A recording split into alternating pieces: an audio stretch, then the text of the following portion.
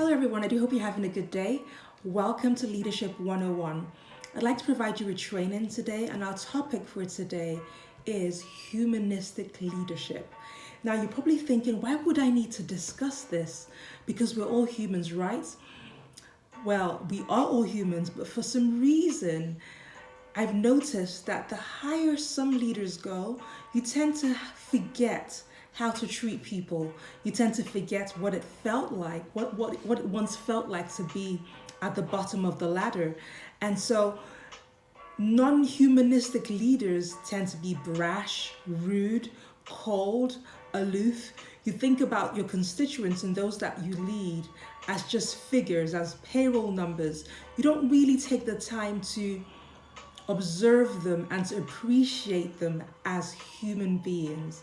And so that's why I felt it necessary for us to discuss the topic, the important topic of humanistic leadership, because the reality is, regardless of what service your people provide, you are in the people business because you are dealing with people.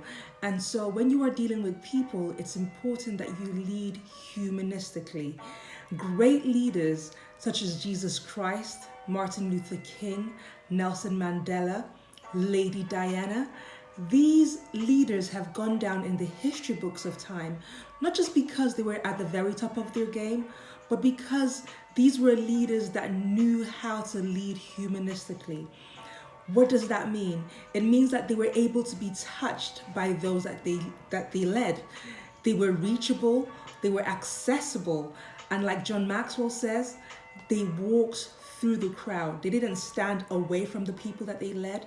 They allowed themselves to be touched by the people that they led, and consequently they were able to connect with the hearts of those that they were leading. Okay, so if you are a leader or an aspiring leader today, I would like to encourage you to lead humanistically. It is so important that you do this, because by doing that you are actually able to broaden and extend your influence in the lives of those that you lead. Because when you connect with the hearts of people, then they're able to sacrifice more for you. An American president, I believe, said this: nobody cares how much you know until they know how much you care. And so as a leader, it is important that you allow your people to know that you actually genuinely care for them. And so you have to lead from the heart. So I'm going to give you a tip now on how you can lead humanistically. I know that sometimes when you are caught up with work and you have deadlines to meet, it can be quite, there can be quite a lot of pressure, and that may cause you to feel like you don't have the time to be nice, or you don't have the time to really connect with the people. But in spite of the pressures that you're facing as a leader, I still want to encourage you to take the time. It will take an additional amount of time, because it will be easy to shout at someone or to just give orders without really taking the time to ensure that they understand the instructions that you've given. It's easier to just shout at people instead of taking the time to speak nicely and kindly. I know it's much easier, but if you take that extra bit of time, it will save you a lot more time in the long run. So it's a case of paying now so that you can reap the rewards later. One way that you can learn to lead humanistically is to take the time to reflect on your own weaknesses. Yes, I appreciate right now you've worked on your weaknesses, you're at the top of your game, and so you're focusing more on your strengths.